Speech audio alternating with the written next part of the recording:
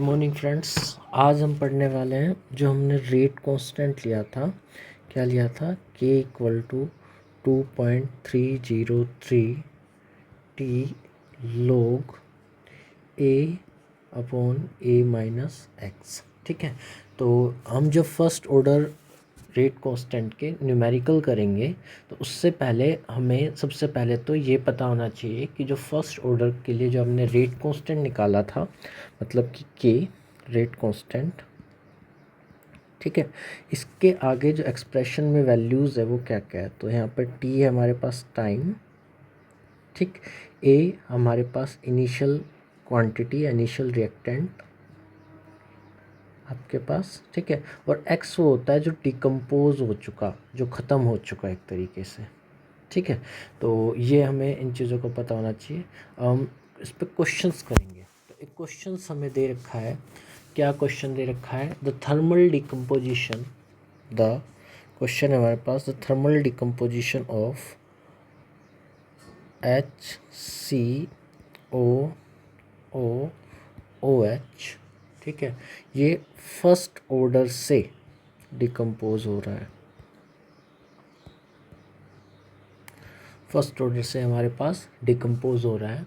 Okay, और इसके लिए जो रेट कांस्टेंट हमें दे रखा है वो कितना दे रखा है? k equal to 2.4 into 10⁻³ second inverse, okay, at a certain temperature. किसी टेम्परेचर पर ये क्या हो रहा है? डिकम्पोज हो रहा है। पूछ क्या रखा है आपसे? Calculate how long will it take, कि कितने टाइम पर, calculate how long will it take for 3/4 of initial quantity, कि 3/4 या 3/4 कितने टाइम पर डिकम्पोज हो जाएगा। ये हमसे क्वेश्चन पूछा गया है। हमसे जो क्वेश्चन पूछा गया है वो ये पूछा गया है कि इसका 3/4 कितने टाइम में डिकम्पोज ये आपके पास हो जाएगा। ये क्वेश्चन हमसे पूछा गया। तो चलिए, सबसे पहले इस क्वेश्चन को करने के लिए हमें ये पता होना चाहिए कि जो हमारे पास रेट कांस्टेंट का फॉर्मूला है वो क्या है।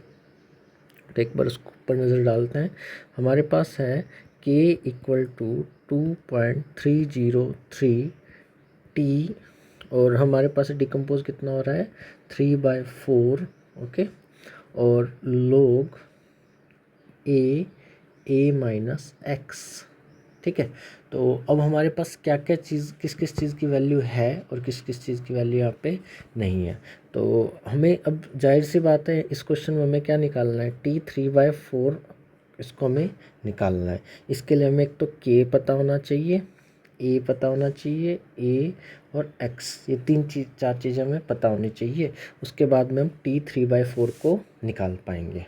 ठीक है, तो देखिए, अब इस क्वेश्चन को करने के लिए हमें क्या करना पड़ेगा कि सबसे पहले तो हम के पर फोकस करते हैं कि हम कैसे निकालेंगे। तो क्या के हमें यहाँ पे दे रखा है?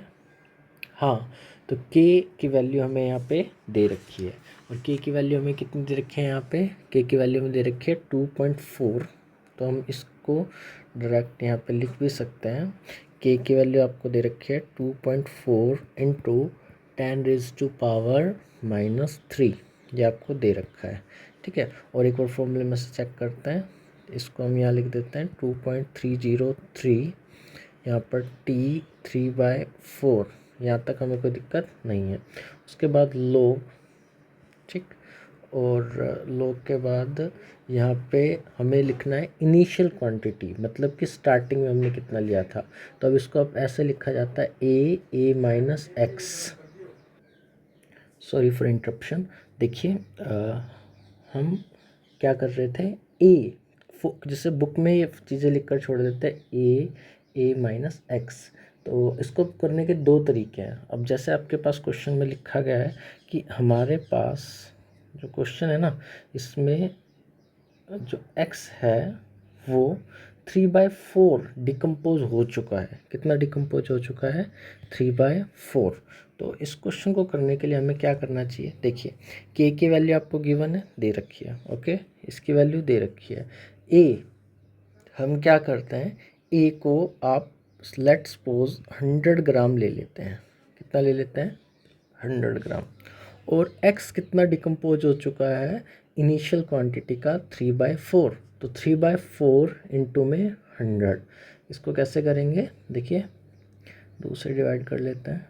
2 ये आ जाएगा 25 और x की वैल्यू आ गई हमारे पास 75। ठीक है, तो इस क्वेश्चन को करते हैं हम इस तरीके से। देखिए, यहाँ पे हम लिख लेते हैं 2.4 इंटू 10⁻⁻3। ठीक, यहाँ पे हम लिख लेते हैं 2.303। नीचे हमारे पास क्या आएगा? t 3/4 log। और यहाँ पर हमने इनिशियल क्वांटिटी, आप इसको a भी ले सकते हो, 100 भी ले सकते हो, जैसे आपकी मर्जी। तो मैंने यहाँ पे इसको ले लिया 100 और यहाँ पर भी ले लिया 100। और x कितना डिकम्पोज हुआ है? तो इनिशियल क्वांटिटी का डिकम्पोज हुआ है 3/4। सो 3/4 इंटू में 100, तो आंसर आ गया मेरे पास 75। ठीक है, उस क्वेश्चन को मैं ऐसे लिख लेता हूँ t 3/4 2.303 2.4 इंटू 10⁻³ इंटू log 100 25 4 आगे t 3/4 2.303 2.4 into 10⁻³ log 4 t 3/4 2.303 2.4 into 10⁻³ और log 4 को हम क्या लिख सकते हैं? log 2 after that t 3/4 2.303 2.4 10⁻³ 2 log 2। और आपको पता होना चाहिए जो log 2 की वैल्यू होती है वो कितनी होती है? 0.3010।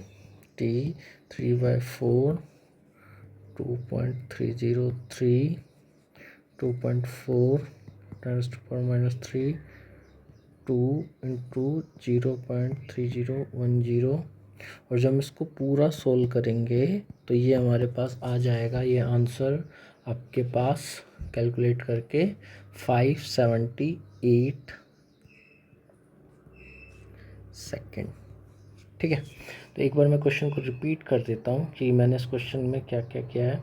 देखिए, सबसे पहले अगर आप इस क्वेश्चन में ये लिखा हुआ है या इस क्वेश्चन में ये समझाने की कोशिश करी गई है कि आपके पास ये फॉर्मिक एसिड था, ठीक है, और ये फर्स्ट ऑर्डर रिएक्शन है। फर्स्ट ऑर्डर रिएक्शन है, ये हमें कहाँ से पता लगा? एक तो इन्होंने मेंशन कर रखा है फर्स्ट ऑर्डर रिएक्शन है, दूसरा जो इसकी रेट कांस्टेंट की यूनिट है वो सेकंड इनवर्स है। क्या दे रखी है आपको? Second inverse. और सेकंड इनवर्स अगर किसी की रेट कांस्टेंट की यूनिट है तो पक्का कौन सा है? वो फर्स्ट ऑर्डर। अच्छा, दूसरा क्या कह रहा है कि आपको t 3/4 उसमें निकालना है, मतलब कि जो इनिशियल रिएक्टेंट है वो 3/4 3/4 रिएक्ट हो चुका है, 3/4 रिएक्ट हो चुका है। तो मैंने इसको इसी तरीके से किया कि लेट अस सपोज कि इनिशियल रिएक्टेंट 100 ग्राम था, तो उसका 3/4 इंटू 100 मतलब कि 75 ग्राम उसका रिएक्ट हो चुका। तो हमारे पास रिमेन 25 ग्राम बचा, है ना। ओके, तो इसमें जो रेट कांस्टेंट था वो हमें गिवन था 2.4 इंटू 10⁻³ ठीक है। और ये हमें चीज़ें क्वांटिटी गिवन थी और हमें t 3/4 इसमें निकालना था। तो मैंने बस इस वैल्यूज़ को यहाँ पे पुट किया, ये गिवन था, ये हमने सपोज किया, a को 100 किया और ये रिएक्ट हो चुका है। कितना? इनिशियल क्वांटिटी का 3/4 रिएक्ट हो चुका था। तो ये हमारे पास a - x = आ गया 25। ठीक है, और ऐसे सोल्व करते करते जो मेरे पास t 3/4 आया वो मेरे पास कितना आ गया? हमारे पास आ गया इस सोल्व करने के बाद 578 सेकेंड। आई होप आपको ये क्वेश्चन समझ में आया होगा बेटा। और इसी तरीके से और जो फर्स्ट ऑर्डर रेट कांस्टेंट के जो न्यूमेरिकल्स हैं वो आपको करके देखने हैं। Thank you.